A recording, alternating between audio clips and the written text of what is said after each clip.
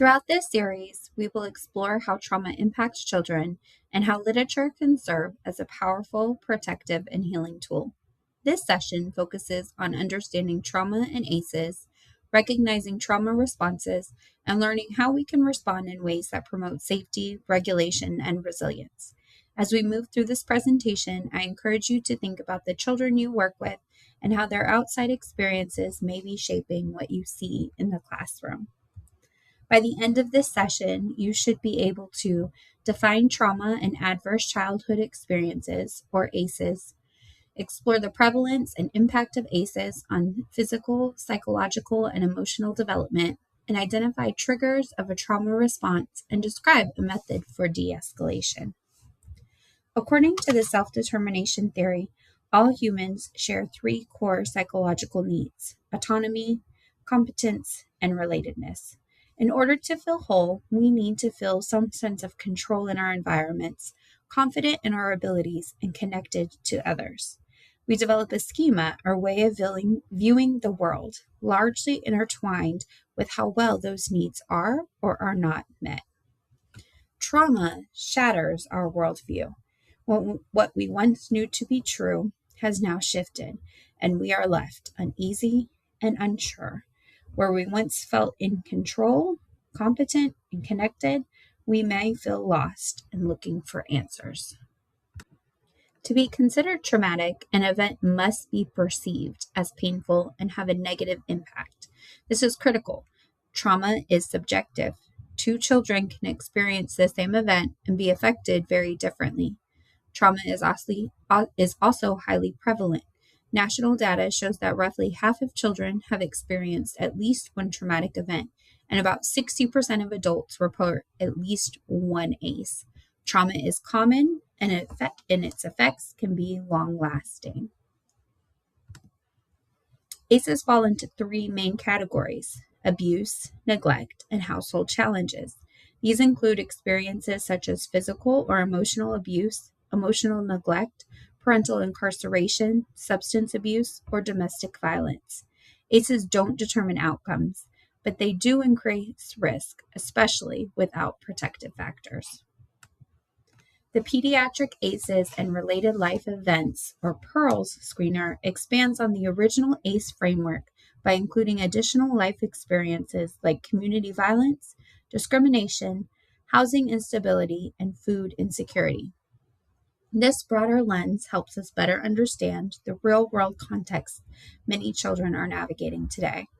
The screener is used at numerous doctors' offices and schools to help aid in a more holistic approach to supporting children. So why does this matter? Research consistently shows a dose-response relationship. The higher the number of ACEs, the greater the negative impact. Higher ACE scores are linked to increased psychological distress, health risks, and maladaptive coping. This doesn't mean harm is inevitable, but it does mean support and intervention matter deeply. Trauma affects the whole child. Physically, it's linked to chronic health conditions. Psychologically, it impacts executive functioning and coping strategies. Physiologically, prolonged stress keeps the body in a state of alert, leading to long-term wear and tear. When we see challenging behavior, we're often seeing the downstream effects of these systems under strain. Trauma also changes the brain. The hippocampus, which supports memory, can shrink. The amygdala, responsible for threat detection, can become overactive. This leads to difficulties with concentration, emotional regulation, and learning. These students aren't unmotivated. They're neurologically overloaded. When a child is triggered, the brain shifts into survival mode. The amygdala takes over, stress hormones flood the body, and higher order thinking shuts down. This is why reasoning doesn't work during escalation. Regulation must come first, always. Trauma responses are often attempts to restore autonomy, competence, or relatedness.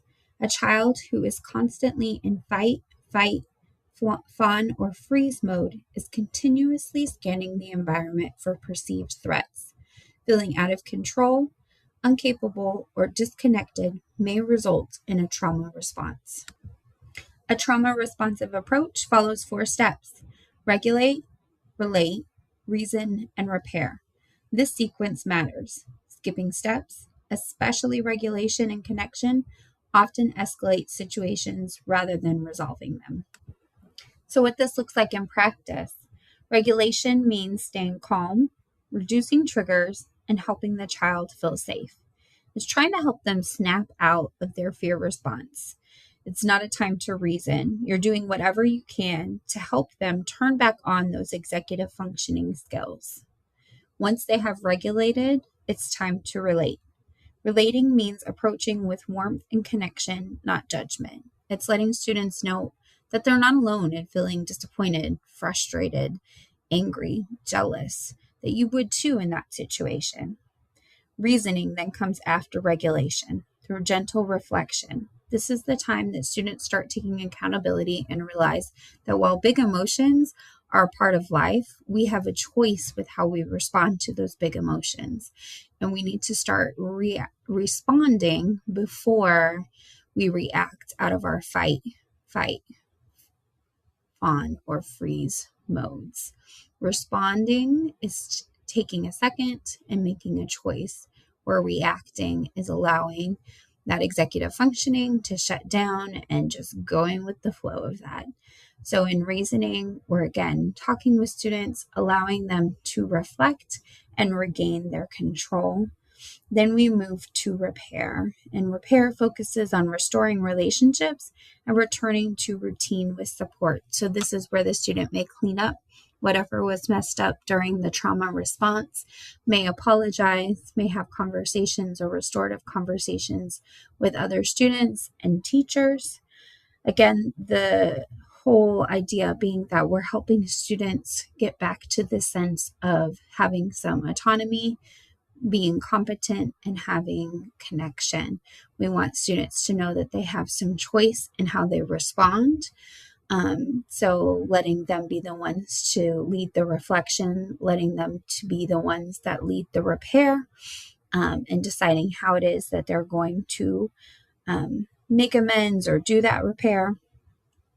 And then letting students know that they're capable of having a bad moment and then bouncing back. And next time being able to choose prior to the bad moment. And then again, connection, making sure that students know that they are not the only ones who feel these strong feelings, and being able to restore relationships. In conclusion, trauma is common, subjective, and impactful, but it is not destiny. When adults respond with calm, connection, and consistency, we become powerful protective factors. By supporting autonomy, competence, and belonging, and by using trauma-responsive frameworks, we can help children heal, learn, and thrive.